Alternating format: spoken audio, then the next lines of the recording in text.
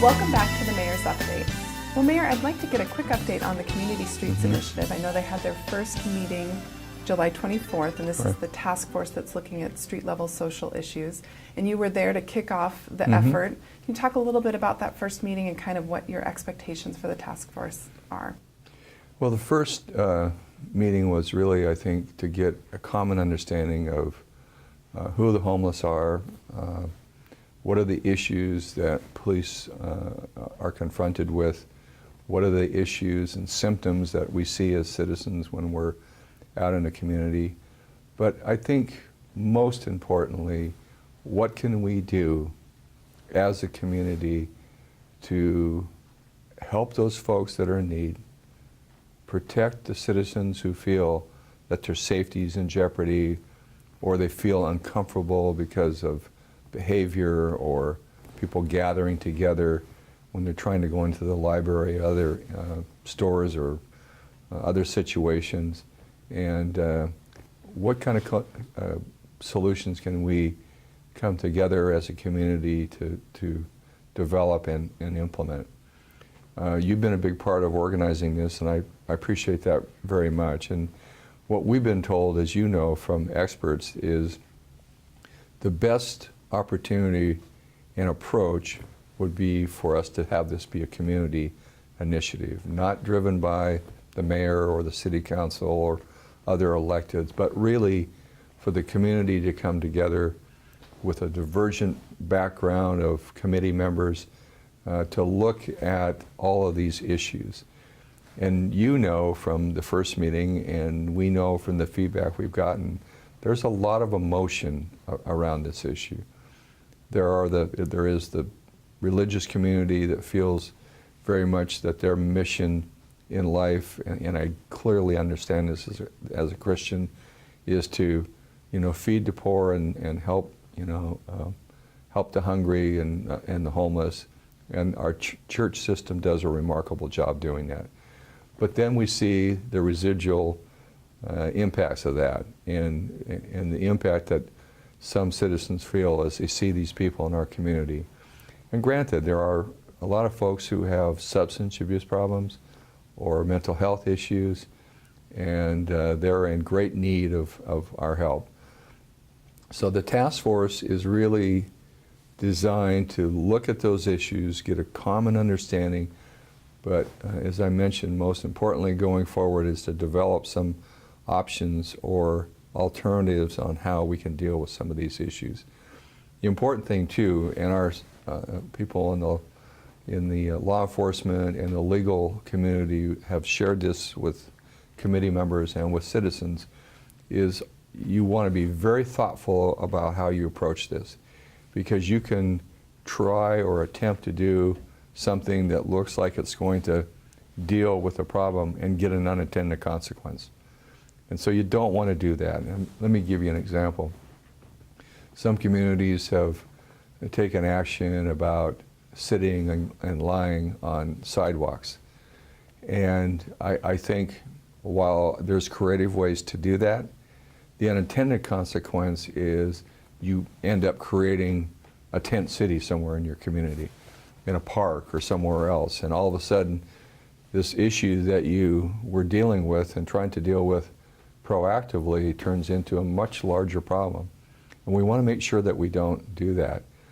The other thing I've noticed, and I've read a lot about this, is I've seen other communities that have attempted to deal with people on street corners asking for money or a handout, and they've tried to make that illegal, and they've been overturned in the court system. And so, we need to be very thoughtful and deliberate about how we deal with this going forward. The best advice I can give, and I'm probably the one who's in the past has been most guilty about trying to give people money at intersections. The professionals in the social services field urge us not to do that, because what it does is it creates a behavior and a way of life that is not healthy in terms of trying to get these people into the gospel mission or other services where they can get helped.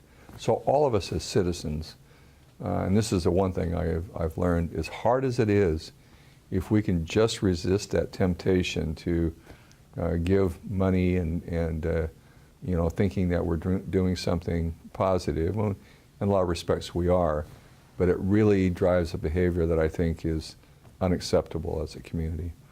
So I'm looking forward to a continued effort. We're going to have this through on YouTube, through our website, and that should be available the first meeting.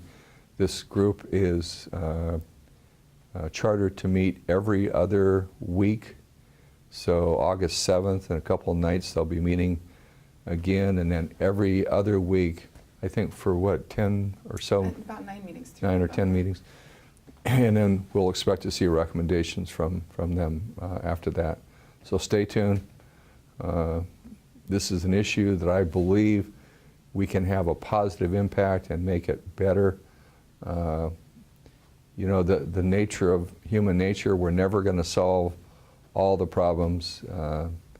As I mentioned earlier, we do what we can to protect ourselves and our property, but I think we can get to a better place in terms of all trying to live together in a respectful way in our community, regardless of our stead in life or, you know, what challenges we may face. I think we can be better about it. Yeah. Well, let's close by shifting gears a little bit and talk about higher education. Mm-hmm. It's hard to believe, but it's almost back to school time. And this is a big year for WSU and the University Center. It is.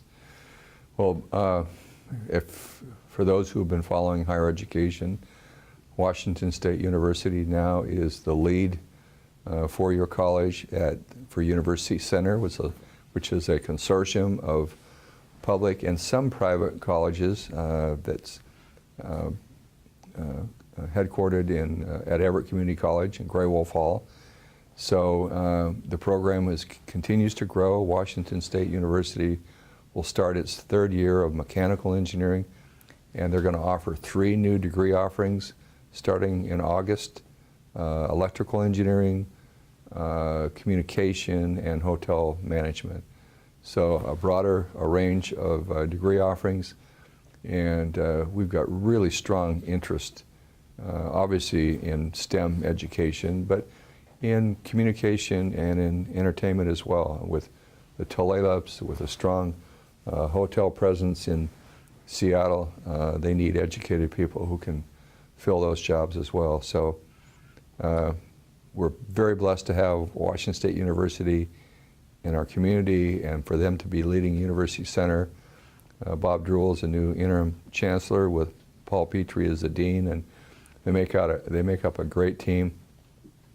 And again, I've said this before, but Elson Floyd's commitment to Everett and Snohomish Island and Skagit County has really filled a need for us that's been there for decades, and I'll eternally be grateful to him for being there for Everett and Snohomish County. Well, thank you, Mayor. We have You're a lot welcome. going on. We Thanks do. for taking some time to catch up with us. And thank you for joining us. We hope to see you in September.